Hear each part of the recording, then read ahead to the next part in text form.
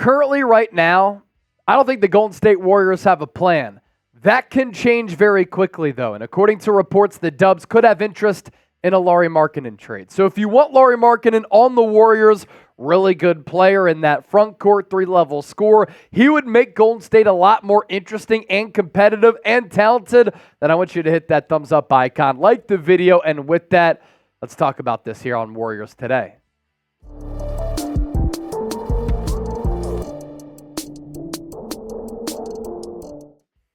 A Lauri Markkanen trade. That is the subject on the docket for today's Golden State Warriors Today by Chat Sports. I'm Chase Sr. Golden State, San Antonio Spurs have expressed interest in a Lauri Markkanen trade who could be available by way of a trade with the Utah Jazz. And this report comes from Brian Windhorst of ESPN. And here's what he had to say about this Warriors trade buzz here. They're still trying some other stuff. I think Lauri Markkanen from the Jazz is available on the trade market. They're definitely investigating that. Whether or not they can make that work or not is to be seen. Look, Mike Dunleavy Jr. needs to make a move after getting nothing in return for Klay Thompson and Chris Paul. Klay Thompson, 5-time All-Star, franchise great, 4-time NBA champion, one of the best two-way players in the history of basketball. Sign and trade, we'll take a couple of second-round picks. CP3, older player, damn near 40 years old. Let's trade away Jordan Poole and then release Chris Paul and get nothing back. The Golden State Warriors used to be a well-run organization that was smart, innovative, forward-thinking, that would pull off these splash moves, and because of that, they were consistently competitive, making it to 5 straight NBA Finals. And now, we're a far cry from the dynastic era of the Golden State Warriors. With Mike Dunleavy in charge, they seem poorly run.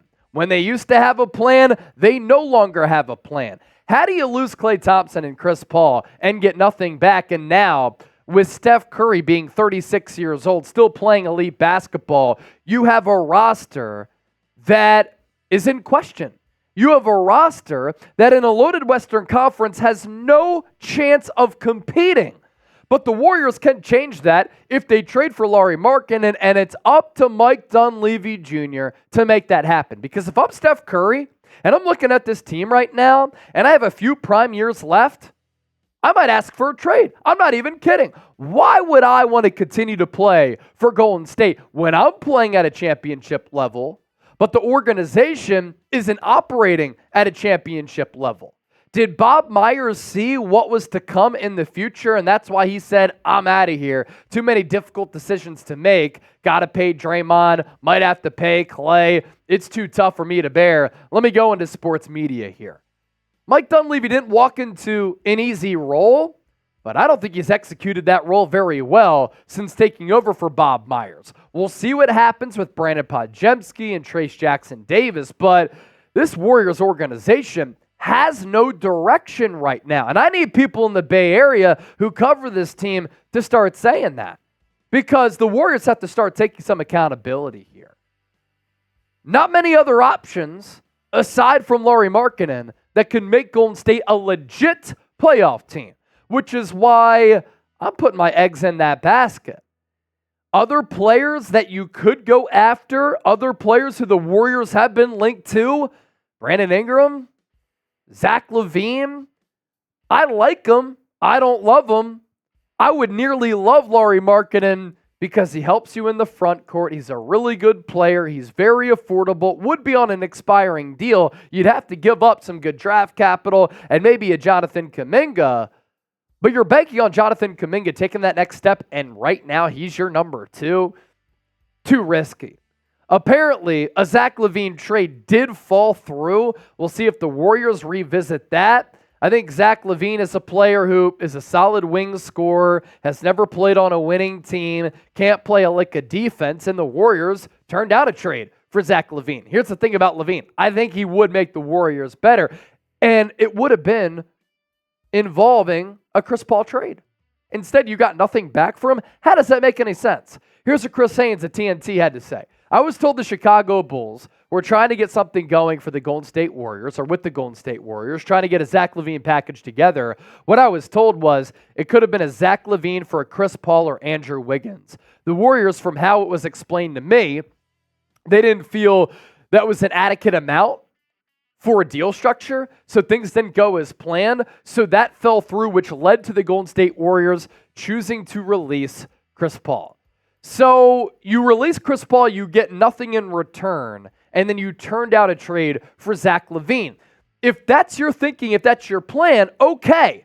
But what is the backup plan? The Warriors don't have one. As for Brandon Ingram, the Sacramento Kings look to be the team in on him, and you have Sacramento right down the road from Golden State, improving. Young team, ascending, exciting. Golden State in this weird spot right now where there isn't a lot of excitement around the Dubs, and it's a far cry from where they were during that dynastic run. Be honest with me. Should the Warriors do what it takes to get Lauri Markkanen? Give me a Y for yes or an N for no. Let's hear from Dub Nation down below in the comment section. For those of you not familiar with Lauri Markkanen's game, good player. 7-footer, career numbers from 3, 37.5%. Solid defender, not great.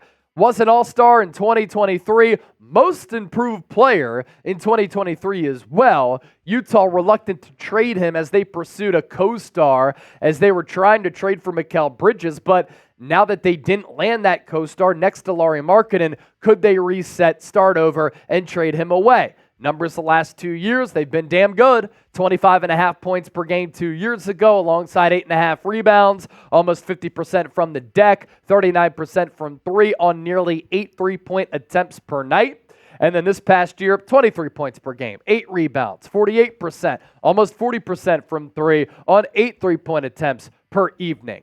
Very, very efficient numbers for a 7-footer. He's also been a very durable player, too. He has played 65-plus games. Or no, he's not a durable player, because he's only played 65-plus games once going back to 2017. So those are certainly some concerns. He still is a younger player, though, but any big that is off injured, that's, of course, a little bit of a concern. But he's affordable, right? Unrestricted free agent in 2025. So if you give up a boatload for him, and he walks or he gets hurt, there is risk involved. But in high leverage business, there's always risk. $18 million, though, in 2024, 2025 for a player who puts up those numbers, it's pretty good. His advanced shooting numbers, also very solid. Catch and shoot 3-point percentage, 41.8%. Corner 3, 43%. Above the break 3-point numbers, 39%. 3-point attempt percentage rate, 49.3%, and then the true shooting percentage at 63.1%. So this is a player who can get buckets, and the Warriors right now, outside of Steph Curry, need proven bucket getters. If you don't want to disrespect Steph in the final years of his career, you go get Lauri Markkanen, who helps you now and in the future, because he is still a young player. As for what it could cost and some trade ideas, you came to the right place, and I'm glad that you continue to hang around because we have some market and trade ideas to get to. There's a Kuminga factor here, of course. I know my boy Kate Jackson in the comment section, he's down to trade Kuminga if it means the Warriors can improve the squad. Golden State was unwilling to include Kuminga for Paul George. Other teams will have strong offers, so Jonathan Kuminga must go if you want Lauri Markkanen. Here's what Ramona Shelburne had to say about the Warriors' offer for PG.